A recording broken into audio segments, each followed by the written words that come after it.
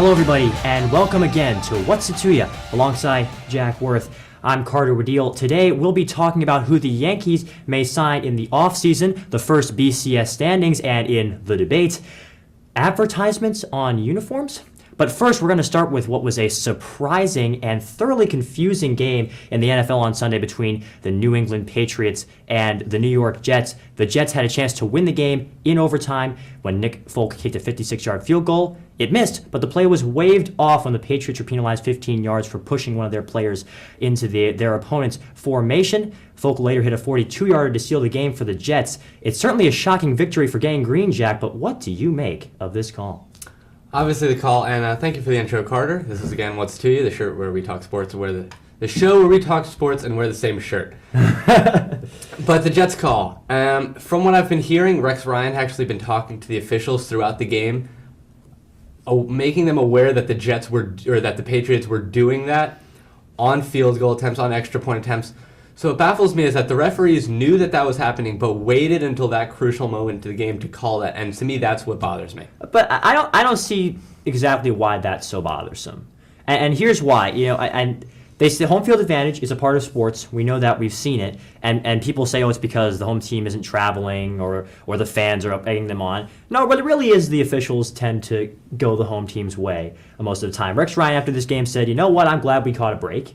And the home team caught a break here. It is a rule. It's not like this was them, choosing not to enforce a rule at a critical moment in the game. It says, I've got the rule right in front of me. Team B players cannot push teammates onto the line of scrimmage into the offensive formation. Penalty, loss of 15 yards. It's right there. That's a call, and they enforced it. And yeah, that's clearly the rule. But what bothers me is when Rex Ryan can just say, yeah, we caught a break, and that's okay because of home field advantage. I don't like the idea that because they're the home team and they're getting calls that we should just accept that and say, okay, the home team won because, they caught a break with the officiating. That bothers me. But how else is home field advantage going to happen? Why do we need home field advantage? I don't agree with the fact that home field advantage is a part of the game. Referees should be biased towards the home team, and that's okay. I don't like that. But if we take away home field advantage, that we're losing something huge. Don't you think that home field advantage is an integral part of the game to have home field advantage? So are you saying that referees or officials or umpires should be encouraged to be biased? I'm not saying encouraged. I don't think they were encouraged in this situation. I think the officials caught a ton of flack for doing what they did in this game. I'm just saying it's not an egregious violation because it's okay if a couple of things go the way of the home team every once in a while, like it did here. I don't think this is an earth-shattering thing, and I think that this game was really a toss-up going into overtime. With 4.5 minutes left when he kicked the game-winning field goal. I think that goes to the home team, and the way it goes to the home team is through some breaks that they get through the officials. Well, you say earth-shattering, and I think ignoring the play, what is earth-shattering is that it was a toss-up. I know I said last week that the Jets were a below-average football team, and I'll give the Jets credit. They played a great football game, and in the end, it's almost you can accept that win a little more because the Jets played a great game. They took them to overtime, tied at 27. Geno played well. The defense, I think the defense has been the story of the year for the Jets. Underrated. Obviously, Geno every week is getting the headline, either good or bad. But I think the defense has been stifling for the Jets. I think that I might have called them blowout football team last week, but after that win over the Patriots, I could see them maybe topping 500. I still don't see them as a playoff team, but if that defense can keep it up, and Geno did play a good game, that was a very well played football game. Obviously, next week. With the Jets, you never know what you're going to get. Next week, they could lose to the Steelers again. Yeah, they've been alternating. It's been win-loss, win-loss, win-loss all year for the Jets.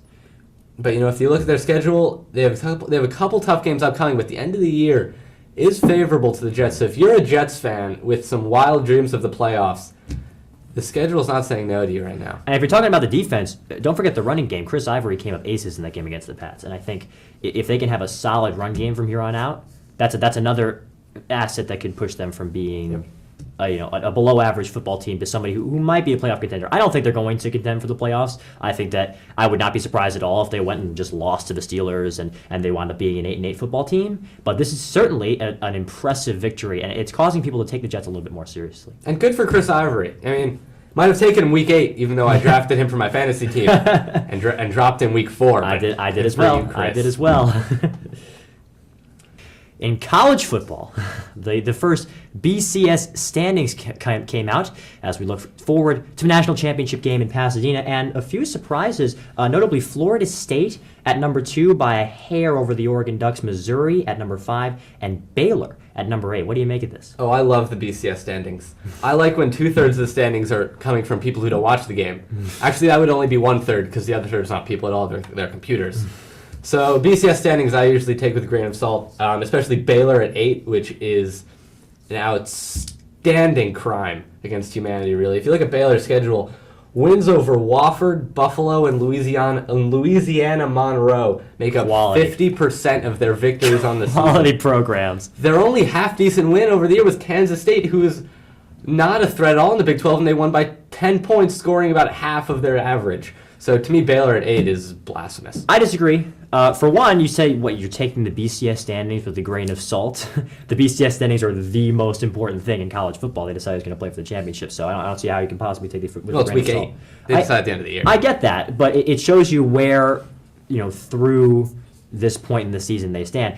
Baylor, to me, I understand what you're saying, but they're a 6-0 team. And if you go, this is a great stat that I saw that ESPN Stats and Info point out. If you're going by points per game, total offense, touchdowns, rushing touchdowns, and margin of victory, point differential, this is the best FBS 6 games of the year, best first 6 games of the year by an FBS team in the past decade for Baylor. I understand the competition has not been great, but if you play this well, you really could not have played better if you're the Baylor Bears.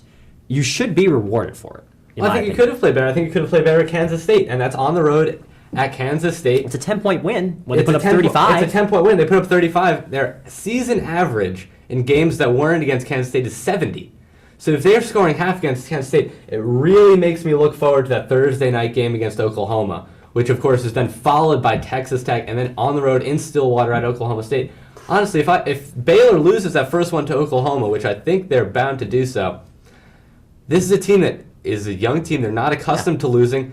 This could set off a tailspin where I see them losing 4 of their last 6 games. I agree with that. If they lose, if they lose that game and they against these ranked opponents and they take a couple of losses, then yeah, drop them from the BCS standings. Say, well, when they're playing against top tier opponents, they're not nearly as good. But we have no way of knowing that right now. I understand. We know they're a young team, and know they're inexperienced. But if we go by what happened between the lines, which I prefer to do when I'm ranking teams, Baylor has played extremely, extremely well.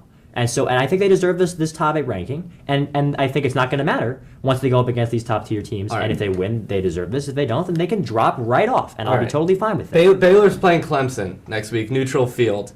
Theoretically, Clemson is ranked 1 spot below them in the BCS. Are you taking Baylor? This is a Clemson team that on the field has beaten Georgia. They have 1 loss to Florida State, who in these BCS rankings is ranked number 2 in the country.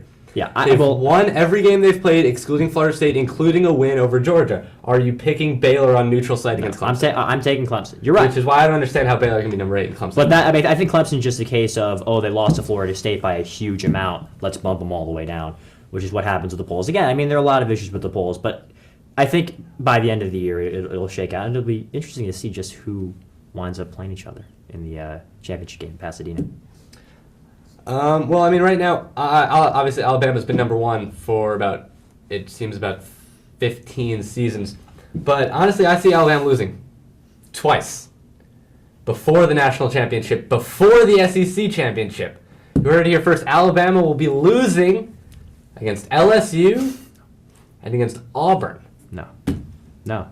I completely disagree with that. I think that this is a case of a team that's been so good in the past that their team of the present, though it might not be on the level that their last 2 teams are, I think it's still the best team in the country. I think it's still the best team in the country by a pretty good margin, a decent margin. And I think that it's kind of being overlooked because the past 2 Alabama teams have been so good. I would be shocked if Alabama goes through the SEC schedule without going undefeated through that schedule. Watch out for Missouri in the SEC. Missouri's ranked 5. Just saying. I think that's a good ranking. I think they could even be above Ohio State. Well, they're playing South Carolina this week. Yep. That's going to be a great game. Can't wait to watch that one. But let's move on to our next subject now. We've been monitoring your questions all week. This one's actually in from Twitter at Eric Eggy. He asks, What are your thoughts on the ever-changing illegal hit rules in the NFL? Carter, I'll start with you. Well, I think that the ever-changing is the key word in that question. We're always bombarded by the new rule, this and that and the other for player safety, one of which was the one that we saw with the Pats and the Jets. And I think it's just going to become, now each hit is going to be illegal. They're going to say, oh, this is illegal, that is illegal, and eventually it's going to just shrink to where, well, what hit is legal? Because no matter what, football is an extremely dangerous game. So I think that it's a sign that the NFL really doesn't really know where it is with safety right now, although it will tell you otherwise. I think it's a warning sign. Yeah, and I agree. I think the worst part in there is ever changing. Right now, if a receiver gets hit over the middle, there's always those couple seconds after the play where, as a fan, you're wondering, is that a flag? Is that a personal foul? Because right now, as fans and as players, well, we don't really know. I think there's too much gray area in these illegal hit rules where obviously helmet to helmet is illegal, but when you start talking with leading with the helmet, targeting, it's hard for the referees to be able to see. It's hard for us on instant replay to find out if a player is targeting a specific area of the body. So I think until the NFL can clearly define what an illegal hit is versus what an illegal hit is currently, which we don't really know. I think it's ambiguous at the moment. And I think if this trend continues, I think what we could eventually see from the NFL, at worst, is a strike zone where you have clearly defined areas on a player's body where it's legal to hit, and if you're outside of this zone, then it's a personal foul. Because right now, I think it's too ambiguous of a rule to keep in place for an extended amount of years. I totally agree that ambiguity is a huge issue, and it's not just in the NFL. It's in college as well. Last week we saw 3 players who were thrown out of the game for targeting in SEC football. One of which was a Georgia player who didn't look like he was targeting a guy at all. He bumped him with his chest before he nicked his face mask. But the referees are told, when in doubt, throw the flag and let the replay official decide, which leads to just all of this ambiguity and putting so much on the shoulders of the replay official to where if he makes a mistake, like in that Georgia game, it can really just have these huge repercussions. They really need, you mentioned a strike zone, they need to set something. They need to say, here is the law, and have it be able to stay for years upon years, which I think is a very difficult task as we learn more and more and more about how really dangerous football can be. Obviously, and when you get inside the minds of these referees, I think you pick up a great point. If a referee is being told, if you're not sure, throw the flag. Because in a referee's mind, if he sees a big hit, whether or not it's legal or not, if he sees a hit where a guy goes down hard, he's thinking in the back of his mind, if I don't call something, and this guy turns out to have a serious concussion in 3 weeks, he's out for the season, and we look back and see that I didn't call it, I'm in a lot more trouble than if I threw this flag sort of, not totally sure. So I think the referees are playing it safe because they're looking at their job security as well. Yeah. There really should be no when in doubt situation. There shouldn't be any doubt. There should be very little doubt about whether or not somebody should be tossed from a football game or penalized a large amount of yardage. The NFL has a lot of work to do, and the NCAA as well, on saying what is legal, what is not legal, and how on earth are the referees going to tell what it is in real time. A really interesting issue. We are going to take a quick break, but on the other side of it, we'll be talking Yankees baseball and logos on NBA uniforms. Good or bad? Find out next. Careful making wishes in a dark, can't be so women hit that mark in the sides in the meantime. Slow down. Slow down and move over. And move over. When you see lights, vests, Or reflectors. please give us some room. Slow down and move over. when you need us. We've got your back. Do you have ours? You got our back? You got ours? You got our back? Please, slow down. And move over.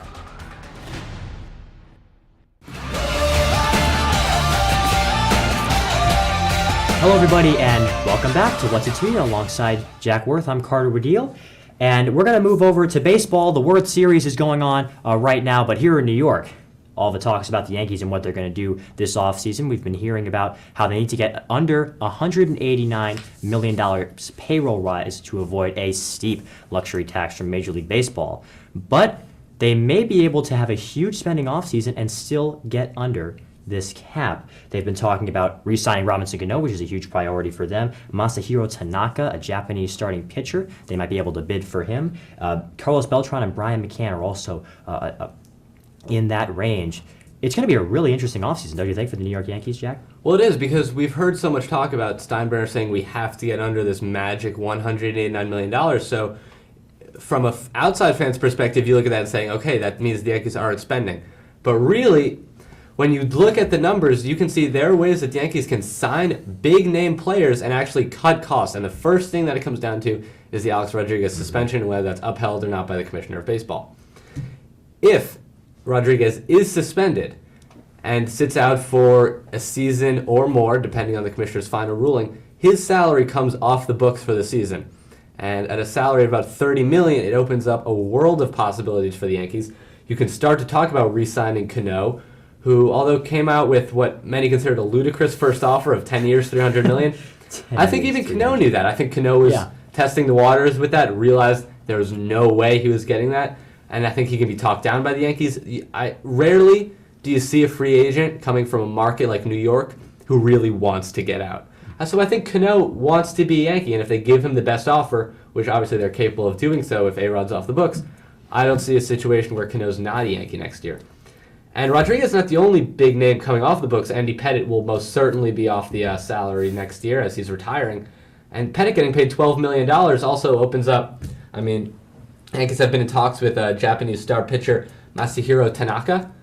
And while it's going to take more than $12 million to negotiate with him, those negotiating fees, which in the past we've seen can generate some very large numbers, don't count for the salary cap. That only comes off the Yankees' money. Yeah, they're going to be paying north of $50 million most likely to just talk to the guy, but then they have exclusive rights to work out a contract. It's going to be a lot like the Yu Darvish situation, and Yu Darvish got somewhere around $10 million a year. That's actually a net savings for the Yankees. Their payroll is going to drop by between $85 and $90 million, give or take, next year. That's provided that A-Rod's suspended for 162 games or more, which I think he will be. He'll probably be suspended just for this season. But it does leave a lot. It's also an encouraging sign that the Los Angeles Dodgers have said that they're not really too interested in signing Robinson Cano. Originally, it looked like it was going to be a battle between the Yankees and the Dodgers over Cano, but instead they're really focused on re-signing Clayton Kershaw, and Cano's not really on their radar. So it opens up a lot of possibilities, and not just Cano and Tanaka. A guy like Brian McCann to help the Yankees' catching issues, maybe replace what Russell Martin got for the team a couple of years back, and Carlos Beltran as well. We've seen him perform so well in the postseason. He actually would have gone to the Yankees for less money when he signed his mega deal with the Mets originally, and so he could definitely play in the Bronx. So it's looking like a really, really interesting offseason for the Bombers. Well, how about we play a little game, Jack? The more interesting game. This is where we look and we take two things that we could watch at roughly the same time. We ask, which one is more interesting? Jack, you want to start us off? All right, well, I'm going to start. Right now, there are 4 teams at the top of the BCS standings that are sort of the consensus top 4 right now. And those teams are Alabama, Florida State, Oregon, and Ohio State.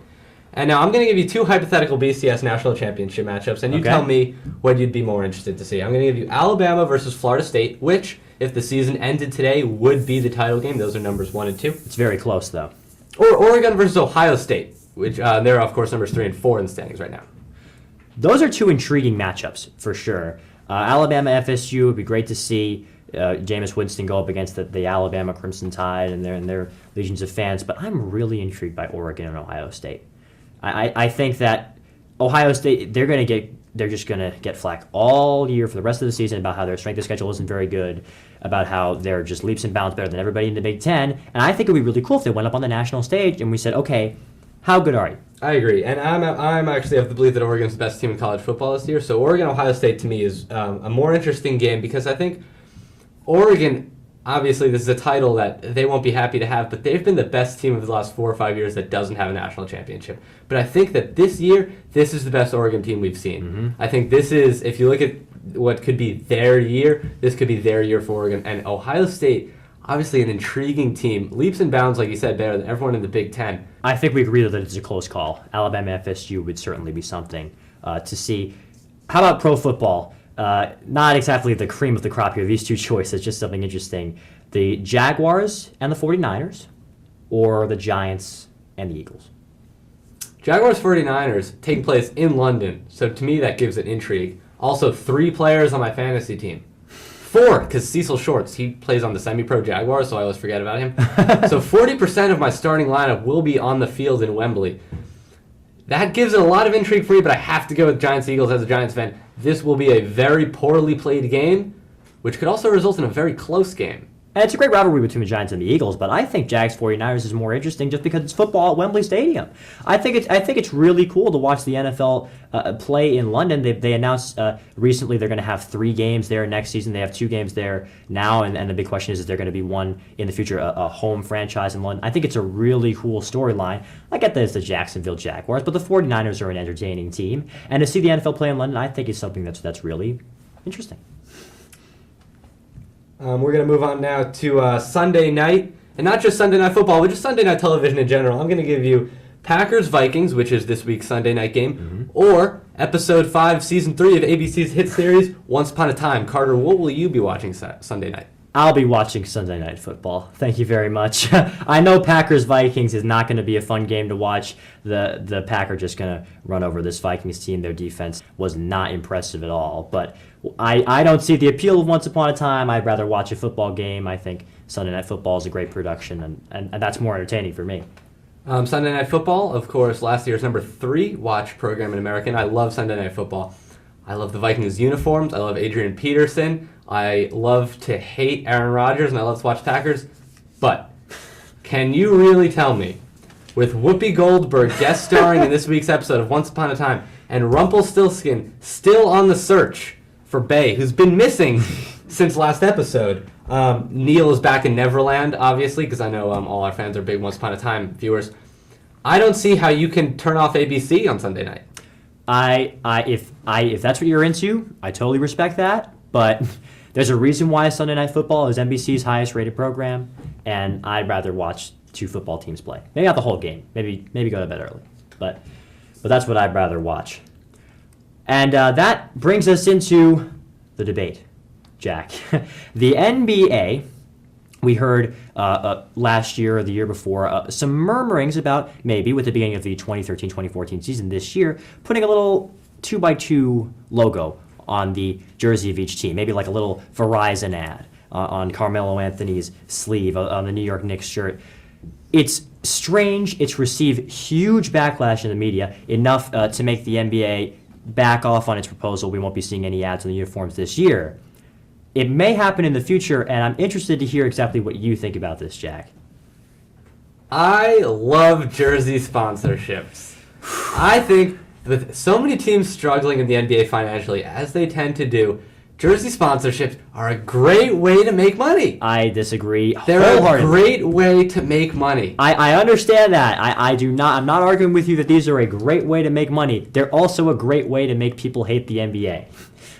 Because here, I understand soccer shirts are different, but in America and American sports, people do not react well to having a logo on a jersey, no matter how small it is. And to me, I think that's hypocrisy, because in every other sport, we have ads on the ice, on the playing surface of the NHL. We have ads along the boards.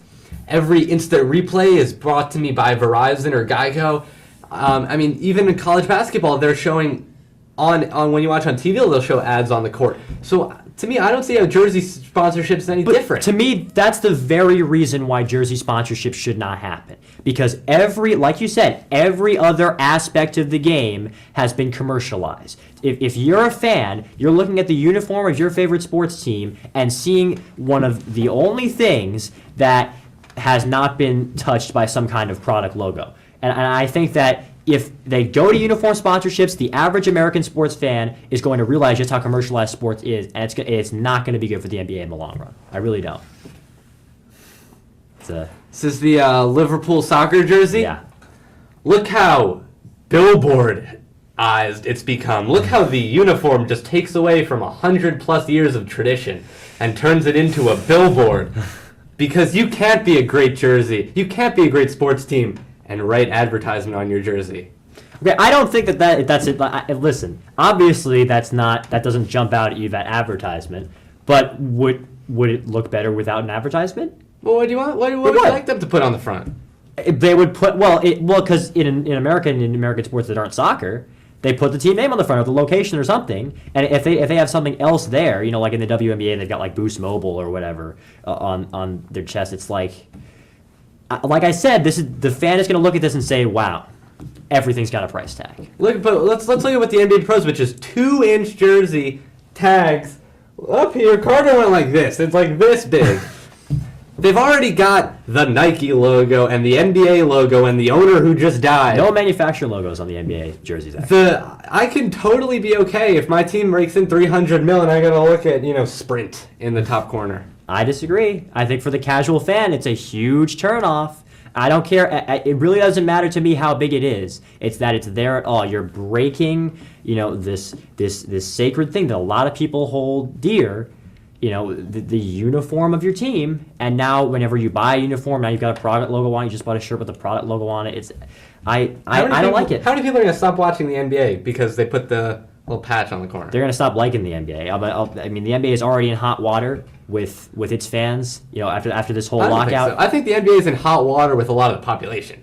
I think the NBA does a lot of things that people don't like, and I think this jersey sponsorship it goes along with that. But what it does is the people who don't like the NBA, they dislike it more, and the people who do, they have a camp of fans, and I don't think they're alienating their fan base. I think they're alienating everyone else, which the NBA doesn't care about. Well, I think it's putting the dollar ahead of your uniforms, ahead of the sanctity of the game. Although I'm happy to see somebody supports the NBA's position. Sanctity of uniforms. Have you seen the Pro Bowl uniforms this year? Yeah, speaking of awful uniforms, these things, there they are. They remind me of the Oregon Nike uniforms, which just makes me want to throw up because it's just like the Oregon Nike uniforms just branding Nike to forcing kids to endorse these uniforms. It's just awful. They're ugly. They remind me of awful things. I hate them. I think the players look a lot better in red and blue, don't you think? I think the players look a lot better just not playing football. On the Pro Bowl? On the Pro Bowl. Yeah. Maybe the new draft format will make it a little more Here's interesting. what I think the Pro Bowl should be.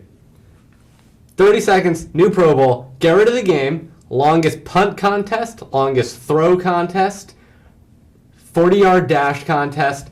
Make it a weekend of fun. Watched that. Get the fans on the field. Make them try to kick a 20-yard field goal. Take a page out of the NBA's book. See if anyone complains about their kickers after that. But you'd have to get the stars involved, though, for that to work out, I think. I think so, too. But I think if you keep it in Hawaii, that's the only reason people go for the first place. Yeah. Keep it in Hawaii. Excuse me, Roger Goodell, you should be watching because I just made you hundreds of millions of dollars. Maybe he'll listen. Maybe next week we'll be talking about just that on What's It To You. But for this week, our show is coming to a close. Thank you so much once again for watching What's It To You. For Jack Worth, I'm Carter Badil. Have a great night. Keep posting your questions on Facebook and Twitter. And we'll see you next week. Happy birthday, Wayne Rooney.